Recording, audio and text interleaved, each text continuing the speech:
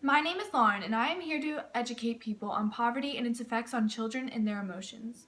Some people don't really understand the full meaning of poverty. It's basically the state of being poor and having conditions in which living is considered very tough and it's not easy.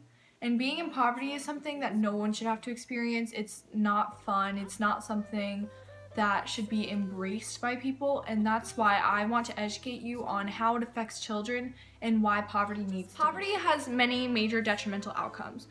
Poverty can lead to malnutrition, starvation, and disease, and all of those things can lead to death. Also, overcrowding is very common among impoverished areas. People who live in poverty tend to live in an area where poverty is common, and that can lead to overcrowding, which can also lead to things like starvation, disease, and all of that.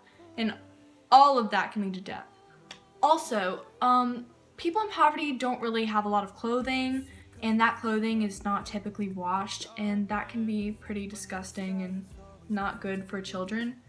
And some of the emotional effects that poverty has on children is that it can lead to depression.